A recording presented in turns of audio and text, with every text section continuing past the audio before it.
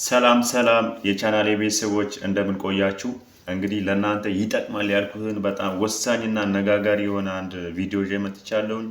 አይ ቲንክ ደቡብ ውስጥ ይመስለኛል አንድ የሞት ዜና ሰምቼ ነው ይህን ቪዲዮ ለመስራት የተነሳሳሁት እና ከቤዛንቲን ፔንስሊን ወይ ደግሞ በተለምዶ የቶንሲል መርፌ ጋር ተያይዞ የተነሳ ኮንትሮቨርሲ ነበር እና አሁን እንዲያውም በቃ ፔንስሊን ሲሰጥ የጤና ባለሙያውን በተቻለ መጠን መስጠት አይፈልግም ፔንስሊን።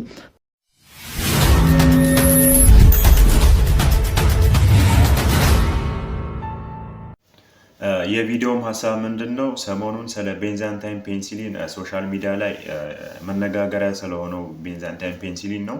እንግዲህ ስለ ቤንዛንታይን ፔንሲሊን አንድ ሪአክሽን ይዤላችሁ መጥቻለሁን። ቪዲዮውን ላይክ፣ ሼር፣ ሳብስክራይብ በማድረግ ቤተሰብ ሁኑ። ወደ ቪዲዮ።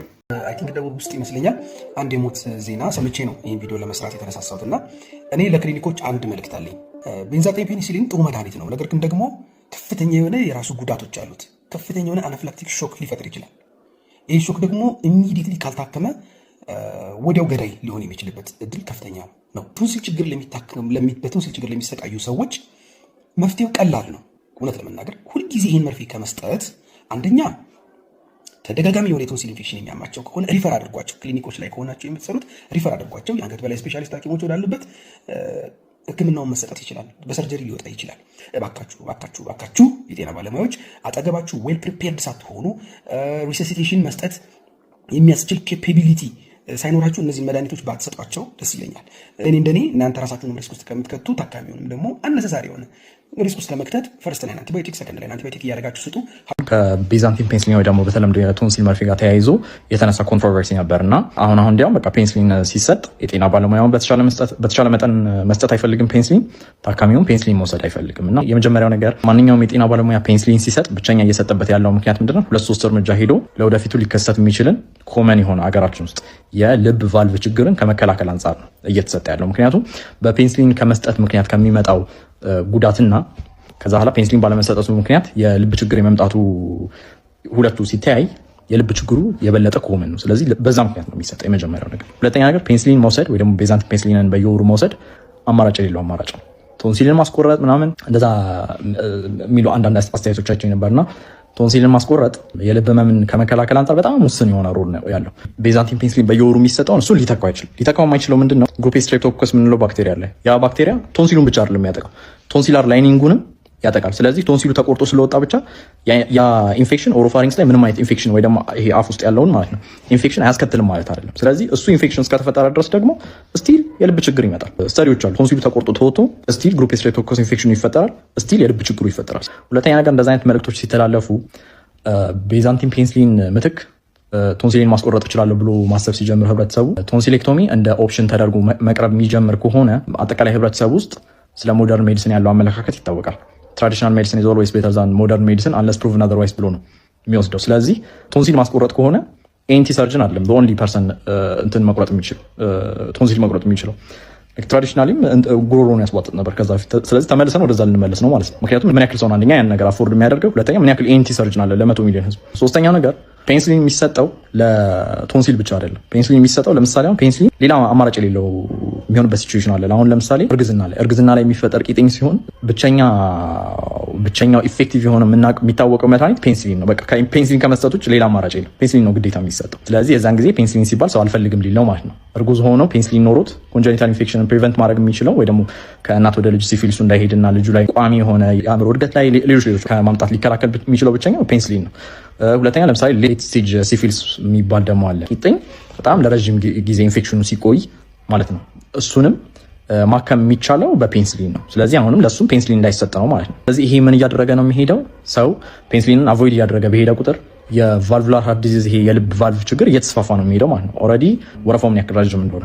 ስለዚህ ያ ነገር ከዚህም በላይ እየረዘመ እንዲሄድ ነው የሚያደርገው ማለት ነው። አጠቃላይ አድቮኬት መደረግ ያለበት ፔንስሊኑ እንዲቀር ወይ ደግሞ ቤዛንቲን ፔንስሊን እንዲተው ሳይሆን ፔንስሊኑ ግዴታ መኖር አለበት። ምንም ሌላ አማራጭ የለም። በቃ መፍትሄ የሚሆነው ስታንዳርድ የሆነ ኢንጀክሽን ፕሮቶኮል እንዲኖር፣ ሁሉም ሰው የፔንስሊን አለርጂ ስክሪን እንዲደረግ፣ ከዛ በተጨማሪ ደግሞ አንድ አይነት የሆነ ፕሮቶኮል እንዲኖር ፔንስሊን አሰጣጥ ላይ ዩኒቨርሳል የሆነ አድሬናሊን አቬይለብል እንዲሆን ማድረግ፣ እነዚህ ነገሮች ማድረግ ነው እንጂ ፔንስሊን ለመስጠት አማራጭ እንዳለ ተደርጎ በፍጹም መቅረብ የለም። አንዳንዶቻችሁ በሚስ ኢንተርፕሬት አድርጋችሁ የተረዳችሁት አላችሁ። ቤንዛታይን ፔኒሲሊን በጣም ጠቃሚ የሚባል መድኃኒት ነው። በጣም ብዙ ታካሚዎች መውሰድ የሚገባቸው ታካሚዎች አሉ በየወሩ ማለት ነው። እኔም ቪዲዮም ላይ ስሰራ ስፔሲፊክሊ በጽሁፍም በቃላትም ለመናገር ሞክሬያለሁኝ። እንግዲህ አረዳዳችሁ ሊሆን ይችላል። እኔ the whole point ቤንዛታይን ፔኒሲሊን ሊፈጥራቸው የሚችሉ ችግሮች አሉ። እነሱን ቀድሞ አውቆ ሬዲ መሆንና መዘጋጀት ያስፈልጋል የሚለው ላይ ነው ትኩረት የነበረው ማለት ነው እንጂ ቤንዛታይን ፔኒሲሊን በጣም ክሮኒክ ሩማቲክ ቫልቩላር አርተሪ ዲዚዝ ላላቸው ሰዎች በየወሩ ስታንዲንግ መሰጠት አለበት፣ ግዴታ ነው። ይሄ ምንም ጥርጥር የለውም። ታካሚዎችን መውሰድ አለባችሁ፣ ፈርታችሁ ማቋረጥ የለባችሁም።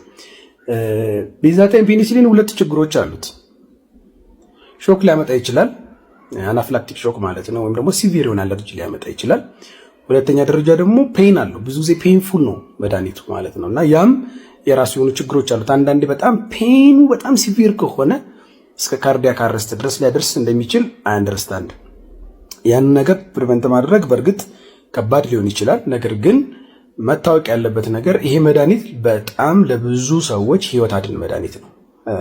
ነገር ግን ለሩቲን ለሆነ ተደጋጋሚ ቶንሲል ኢንፌክሽን ብቻ ያ ማለት ኮምፕሊኬት ያላደረገ ካርዲያክ ሊሆን ይችላል ኦር ሲስተሚክ ኮምፕሊኬሽን ለሌለው ቶንሲል መሰጠት አለበት። ሌላው መርፌ ሲባል የቶንሲል መርፌ ሲባል ቤንዛታይን ፔኒሲሊን ብቻ አይደለም። ለምሳሌ አሁን ሲቪር ኤክሱዴቲቭ ቶንሲላይትስ ካላቸው ምግብ መውሰድና መዋጥ የማይችሉ ከሆነ በፒኦ ሜዲኬሽን ብቻ አይደለም የሚታከመው፣ ሲስተሚክ በሆኑ አንቲባዮቲኮች ሊታከም ይችላል። ልክ እንደ ሴፍትሪያክሶን ሌሎች መድኃኒቶችን ልንሰጥ እንችላለን። ኢቭን አንዳንዴ አንቲባዮቲክሶቹ ካልሰሩ ራሱ ቀጥታ ወደ ሰርጀሪ የሚገባበት ጊዜ አለ። ነገር ግን መርፌ ሁሉ ቤንዛታይን ፔኒሲሊን ማለት አይደለም እና ታካሚዎች መፍራት የለባቸውም። ቤንዛታይን ፔኒሲሊን መፍራት የለባቸውም። ነገር ግን ለእኔ መልእክት የነበረው ለታካሚዎች ብቻ ሲሆን ለጤና ባለሙያዎችና ለተቋማት ነው። ዌል ፕሪፔርድ እንሁን ነው ዋናው ዓላማ። እንዘጋጅ። ምንም ችግር ቢያጋጥም አውቶማቲካሊ ሪስፖንድ ለማድረግ ለታካሚዎቹ ለሚያጋጥማቸው አንዳንድ ነገሮች ምላሽ ለመስጠት ማለት ነው። ከዛ ውጭ ሌላ መልእክት የለውም።